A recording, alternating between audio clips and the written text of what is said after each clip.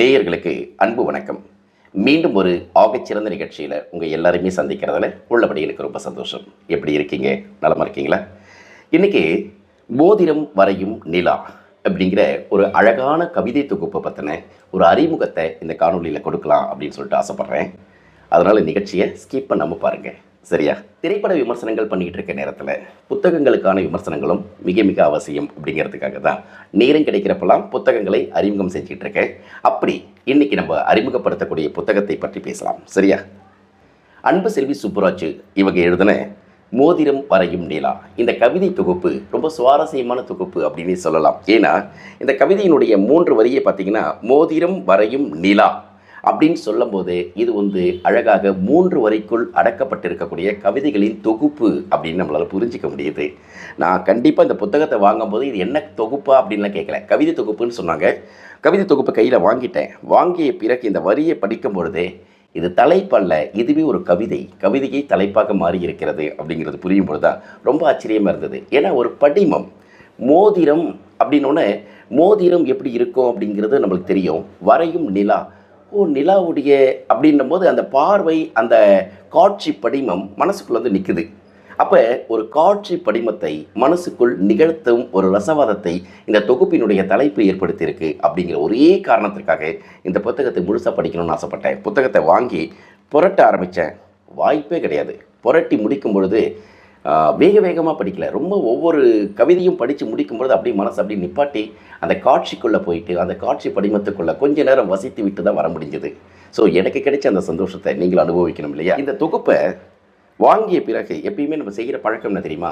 முதல் பக்கம் படிப்போம், கடைசி பக்கம் படிப்போம், நடுவில் ஒரு பக்கம் படிப்போம், அப்புறம் வேணுமா வேணாமான்னு யோசிப்போம், அப்புறமா முன்னுரை படிப்போம். இப்படி ஒரு சில பழக்கங்கள் சில பேர்கிட்ட இருக்குது. அஃப்கோர்ஸ் எனக்கு சில நேரங்களில் அப்படி தான் அந்த பழக்கமே இருக்குது. நாவல்கள், சில முக்கியமான தரவுகள் தொகுப்பான இருக்கக்கூடிய புத்தகங்களை வாசிக்கும் பொழுது இப்படிப்பட்ட ஒரு பழக்கம் எட்டி பார்க்கும். அது ஒன்றும் பண்ண முடியாது, சரியா?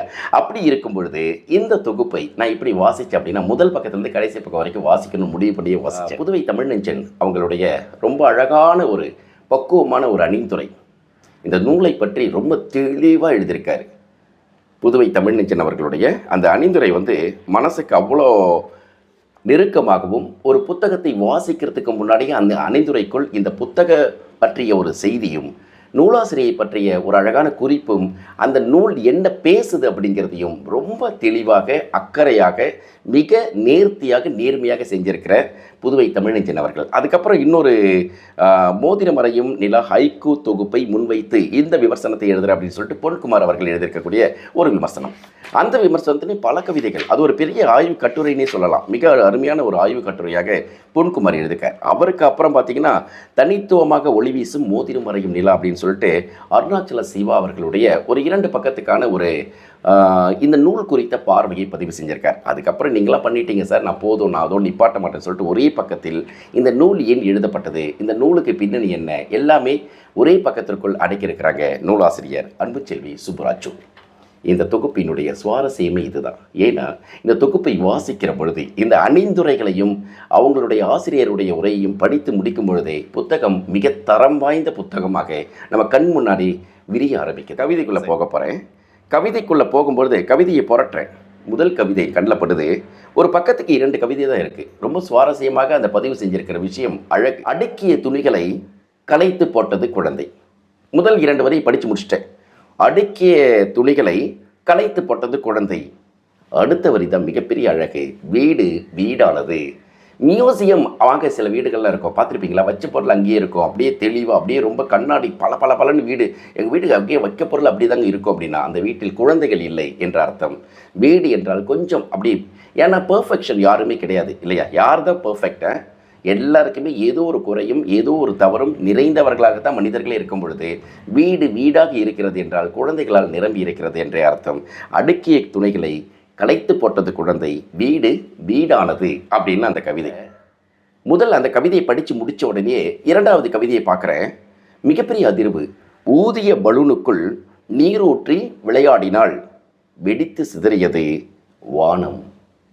ஒரு பலூனுக்குள்ளே ஊதி அதுக்குள்ளே தண்ணி ஊற்றி விளையாடும் போது அந்த பலூன் வெடிச்சா என்ன ஆகும்? சத்தம் வரும்னு சொல்லுவீங்க, தண்ணி சிதறும் இல்லையா? வானம் சிதறியது, வெடித்து சிதறியது வானம். ஒரு காட்சி படிமம். ஒரு கவிதையை படித்து நிப்பாட்டி அப்படியே அந்த காட்சிக்குள்ளே ஒரு பலூன் எடுத்து ஊதி தண்ணி ஊற்றி வெடிக்கும் பொழுது வானம் சிதறியது போல ஒரு காட்சி படிமத்தை பார்க்கும் பொழுது அருமையான ஒரு தொகுப்பாக முதல் பக்கத்திலேயே தான் ஒரு சிறந்த கவிஞர் அப்படிங்கிறத நிரூபிச்சிருக்காங்க அன்பு செல்வி சுப்புராஜ். பேச பேச கூடும் ஏக்கம். அடுத்த கவிதை எனக்கு ரொம்ப பிடிச்சது.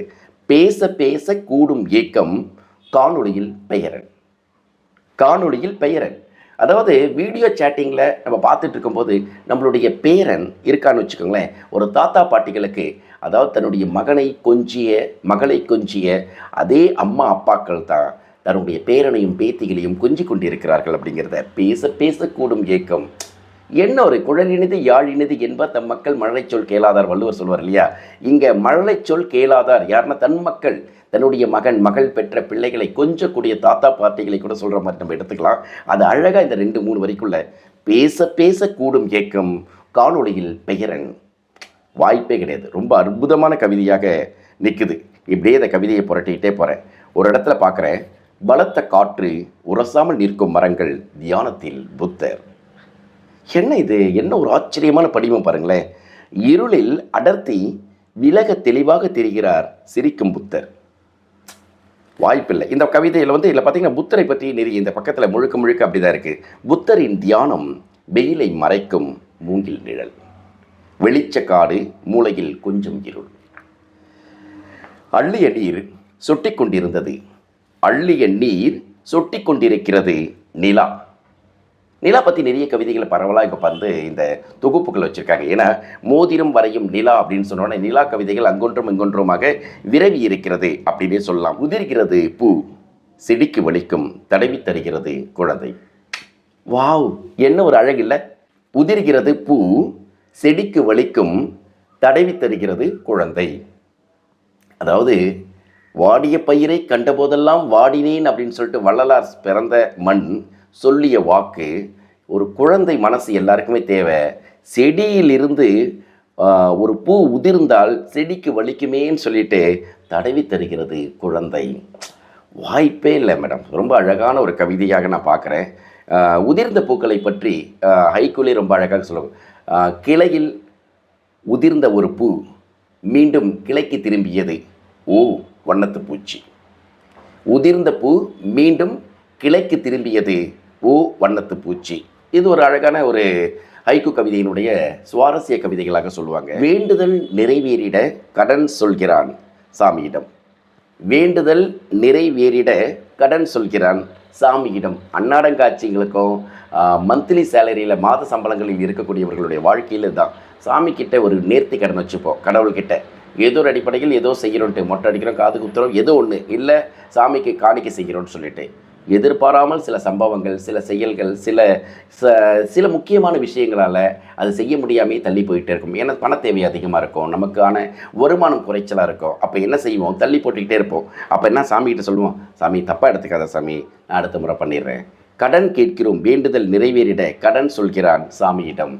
அதாவது எந்த அளவுக்கு ஒரு சாமி கிட்ட கூட கடன் கேட்குற அளவுக்கு ஒரு மனநிலைக்கு நம்ம தள்ளப்பட்டிருக்கோம் அப்படிங்கிறத இந்த கவிதையின் மூலமாக வாழ்க்கையினுடைய பட்டவர்த்தமான விஷயங்களை பதிவு செய்திருக்கிறார் இந்த கவிஞர். அந்தி பொழுது வானம் கீறும் வெண்ணிலவு மலரும் மல்லிகை. சொன்ன இல்லைங்களா, நிலா பற்றி நிறைய கவிதைகள் எழுதியிருக்காங்கன்னு சொல்லிட்டு.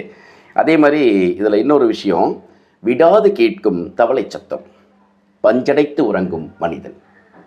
அதாவது இயற்கையுடைய சத்தங்களை கேட்டு ரசிக்கக்கூடிய காதுகள் சில நேரங்களில் உறக்கத்தின் சமயத்தில், அதாவது பஞ்சடைத்து உறங்கும் மனிதன் விடாது கேட்கும் தவளை சத்தத்தை அவனுக்கு டிஸ்டர்பன்ஸாக இருக்குது, அதனால் காதுகளில் பஞ்சை அடைத்து கொண்டு தூங்கி கொண்டிருக்கிறான் அப்படிங்கிற அந்த காட்சி படிமத்தை பாருங்களேன். ஒரு இருட்டு நேரம், ஒரு மழை, அல்லது ஏதோ ஒரு இடத்துல ஒரு தவளையுடைய சத்தம் கேட்டுட்ருக்கு, உறங்கிட்டு இருக்கான் ஒரு மனுஷன், கதை மூடுறான் முடியல, அப்புறம் பஞ்சு வச்சு அழுத்திக்கிறான். அந்த சத்தத்திற்கு முன்னாடி அவனுடைய உறக்கம் காணாமல் போய் கொண்டிருக்கிறது அப்படிங்கிறது இன்னொரு பக்கம். இந்த கவிஞர் வேறு ஒரு அர்த்தத்திலையும் சொல்லியிருக்கலாம்.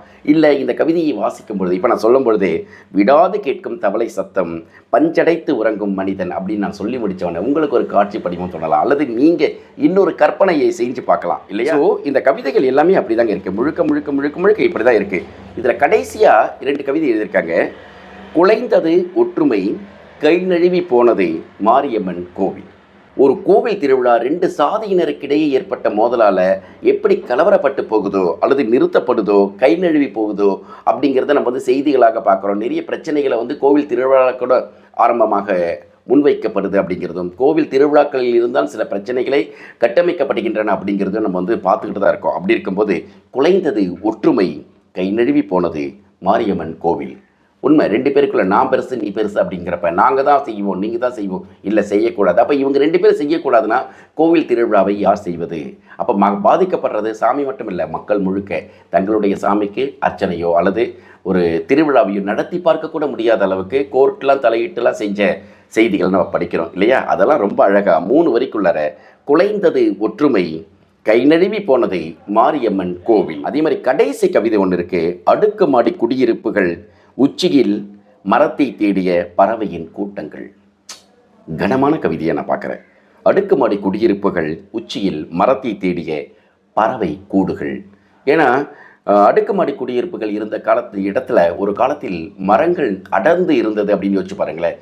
மரங்கள் இருந்த இடங்கள் எல்லாம் அழிக்கப்பட்டு அடுக்குமாடி குடியிருப்புகளாக ஆக்கப்பட்ட பிறகு அந்த கூடுகள் இருந்த பறவை தன்னுடைய கூடுகளை தேடி அலையும் இல்லை, அந்த மாதிரி ஒரு ஏக்கம். ஆனால் அதே அடுக்குமாடி குடியிருப்புகளுக்குள் மனிதர்கள் வசித்து கொண்டிருக்கிறார்கள் இன்றைக்கி அப்படிங்கிறதும், அடுக்குமாடி குடியிருப்புகள் இல்லாமல் தெருவில் இருக்கக்கூடிய நம்ம ஒரு வீட்டிலேருந்து காலி பண்ணிட்டு போனாலும் நமக்கு ஒரு ஏக்கம் வரும்ல. ஏற்கனவே நான் இருந்த வீடு இது, அது காம்ப்ளெக்ஸாக மாறி இருக்கலாம், அல்லது திருமண மண்டபங்களாக மாறி இருக்கலாம், அல்லது வேறு ஏதோ ஒரு வகையில் அது வந்து ஒரு இடமாக மாறி இருக்கலாம். ஆனால் நம்முடைய இடம் அல்ல. நாம் இருந்த இடத்தை தேடி பார்க்கும் பொழுது ஏற்படக்கூடிய ஒரு ஏக்கம். நகரமயமாக்குதல் அப்படிங்கிறதுக்கு பின்னணியில் நடக்கக்கூடிய விஷயங்கள் எல்லாமே ஒரு 3 வரி கவிதை மாற்றி கொடுக்குது அப்படின்னா கண்டிப்பாக ஹைக்கூ அப்படிங்கிற அந்த வடிவத்திற்கு தான் பொருத்தம் அப்படின்னு சொல்லலாம். அன்பு செல்வி சுப்புராஜு அவர்கள் எழுதியிருக்கக்கூடிய மோதிரம் வரையும் நிலா இந்த கவிதை தொகுப்பு சற்றக்குறைய அற்புதமான கவிதைகள் நிறைந்த ஒரு தொகுப்பு. ஒரு சிறிய புத்தகம் தான், முழுக்க 90 பக்கங்கள் இருக்கக்கூடிய ஒரு புத்தகத்தை அழகான கவிதைகளோட குட்டி குட்டி கவிதைகளோட பண்ணியிருக்காங்க. ஆனால் எல்லா கவிதைகளும் ஹைக்கூ கவிதைகளா அப்படின்றால் ஒரு சில கவிதைகளை ஐக்குவாக பார்க்கலாம், ஒரு சில கவிதைகளை கவிதைகளாக பார்க்கலாம், சிறு கவிதைகளாக, சின்ன வசன கவிதைகளாக, சில கவிதைகளை சென்ட்ரியூக்களாக பார்க்கலாம், சில கவிதைகளை நறுக்கென்று அப்படியே லேசாக அப்படி தொட்டு நம்மட்டு சிரிப்புன்னு சிரித்து விட்டு செல்லலாம். அப்படிப்பட்ட ஒரு ஆகச்சிறந்த தொகுப்பாக இருக்குது. அப்படின்றத தாண்டி இது முழுக்க ஐக்குவா அப்படிங்கிறத ஆராய்ச்சிக்கு உட்படுத்தப்பட்ட விஷயம் தான். இருந்தாலும் அன்பு செல்வி சுப்புராஜி அவர்கள் எழுதியிருக்கக்கூடிய மோதிரம் வரையும் நிலா என்பதை ஒரு சிறு கவிதைக்கான குறியீடு, தலைப்பே கவிதையாக மாற்றப்பட்டு இருப்பது தான் இந்த கவிதையினுடைய மிகப்பெரிய பலம் அப்படிங்கிறத நான் பார்க்க முடியுது. ஸோ அதனால் நீங்கள் ஐக்கு தொகுப்பாக நினச்சி படிக்கணும்னு கூட அவசியம் இல்லை. சிறு கவிதைகள் போகிற போக்கில் அப்படி படிச்சுட்டு போகலாம். நீங்கள் உங்களுடைய ஸ்டேட்டஸை வச்சுக்கலாம், உங்களுடைய புலனங்களில் நண்பர்களுக்கு பகிரலாம். இந்த மாதிரி கவிதைகளை ரொம்ப அழகான கவிதை எழுதியிருக்காங்க. இந்த கவிதையை வந்து 3 பேர் அணிந்துரை பண்ணியிருக்காங்கன்னு சொன்னேன். புதுவை தமிழ்நீச்சன், பொன்குமார், அருணாச்சலம் சிவா, இவங்க 3 பேர் சேர்ந்து இவங்களுக்கு அணிந்துரை கொடுத்துருக்காங்க. அன்பின் சங்கமம் அப்படிங்கிற பதிப்பகம் வெளியிட்டிருக்கக்கூடிய புத்தகம் இது. அன்பின் சங்கமம் அப்படிங்கிற இந்த பதிப்பகம். இந்த பதிப்பகத்தில் வழியாக இந்த புத்தகத்தை நீங்கள் வாங்கிக்கலாம். இந்த புத்தகத்தினுடைய பக்கங்கள் 90ன்னு சொன்னேன். மார்ச் மாதம் 2025 அன்று வெளிவந்திருக்கிறது இந்த புத்தகம். இந்த புத்தகத்தினுடைய ஒட்டுமொத்தமான விலைன்னு பார்த்தீங்கன்னா 120 ரூபாய். 120 ரூபாய் இந்திய ரூபாயில். மோதிரம் வரையும் நிலா அன்பு செல்வி சுப்புராஜி அவர்கள் எழுதுகிற இந்த தொகுப்பு ஒரு ஆகச்சிறந்த தொகுப்புனே சொல்வேன். ஒரு சில குறைகள் கண்ணில் பட்டிருக்கு. படங்கள் வரைஞ்சிருக்காங்க. ஒரு பக்கத்துக்கு ஒரு படமும் இன்னொரு பக்கத்துக்கு ஒரு படம் முழுக்க, அதாவது இந்த புத்தகம் முழுக்க அதே படங்கள் தான் இடம்பெற்றிருக்கு. படங்களை கொஞ்சம் மாற்றி அமைச்சிருக்கலாம். மாற்றி அமைச்சது தான் கொஞ்சம் நல்லா இருந்திருக்கும். ஏன்னா 90 பக்கங்களில் சற்றேறக்குறைய ஒரு விளம்பரங்களுக்கு இவங்களுடைய என்ன சொல்கிறது, ஒரு இந்த தொகுப்பு வந்து 24வது பக்கத்துலேருந்து தான் கவிதையை ஆரம்பிக்குது. 24, 23 பக்கங்கள் வரைக்கும் முழுக்க அணிந்துரையும் இன்னொரு விதம் அடங்கியிருக்கு. அதற்கு பின்னாடி வரக்கூடிய பக்கங்களில் இவங்க எழுதியிருக்கக்கூடிய கவிதைகளுக்கு 2 படங்கள், ஒரு பக்கம் இன்னொரு படம், இன்னொரு பக்கத்தில் இன்னொரு படம், இதையே திருப்பி பக்கத்தில் போட்டிருக்கப்ப ஒரு அழற்சி வருது வாசிக்கக்கூடிய வாசகனுக்கு. அதை தாண்டி இன்னொரு முக்கியமான விஷயம் என்னென்னா, இந்த தொகுப்புகளுக்குள் இருக்கக்கூடிய விஷயங்களில் அவங்க எதுலேயுமே காம்ப்ரமைஸ் பண்ணலை. காதலியோ மற்ற விஷயங்களும் இல்லை, சமுதாய பார்வையோடையும் அழகியல் காட்சிகளோடையும் ரொம்ப அழகாக பார்த்துருக்கிறது அவங்களுடைய புரிதலையும் அவங்களுடைய புலத்தையும் நம்மளால் புரிஞ்சிக்க முடியுது அப்படின்னு சொல்லலாம். ஏற்கனவே 30க்கும் மேற்பட்ட நூல்களை எழுதியிருக்கிறாங்க ஆசிரியர். குழந்தை நூல்களிலிருந்து கட்டுரைகள், கவிதை தொகுப்பு, அப்புறம் வந்து சிறுகதைகள், அதுக்கப்புறம் சிறார் கதைகளுக்கான நூல்கள்லாம் எழுதியிருக்காங்க. ஒரு நல்ல எழுத்தாளருடைய படைப்பை வாசித்த நிறைவு எனக்கு கிடைச்சதுன்னே சொல்லலாம். அன்பு செல்வி சுப்புராஜ் அவர்களுக்கு வாழ்த்துக்கள் சொல்வோம். இந்த புத்தகத்தை விரும்பி வாசிக்கக்கூடிய வாசகர்களை நான் அன்புடன் வரவேற்கிறேன். அன்பின் சங்கமம் அப்படிங்கிற இந்த பதிப்பகம் வெளியிட்டிருக்கக்கூடிய இந்த நூலை வாங்கி நீங்கள் வாசிக்கலாம். இதனுடைய விலை ஏற்கனவே சொல்லிட்டேன், மறுபடியும் சொல்கிறவங்களுக்கு இந்த விலை வந்து ₹120 இந்திய காசு. சரியா? இந்த நூல் குறித்த விமர்சனத்தை நீங்கள் ஏதாவது இந்த புத்தகத்தை பற்றி வாசித்திருந்தால் கமெண்ட் செக்ஷனில் போஸ்ட் பண்ணுங்கள். உங்களுடைய விமர்சனங்களை தெரியப்படுத்தலாம். மீண்டும் ஒரு ஆகச்சிறந்த ஒரு நல்ல நிகழ்ச்சியில் உங்களை சந்திக்கிறேன். அதுவரை அன்பு வணக்கங்களையும் வாழ்த்துக்களையும் சொல்லி விடைபெற்றுக் கொள்கிறேன். என்றும் உங்கள் நேசத்திற்குரிய Naga. See you. Bye bye.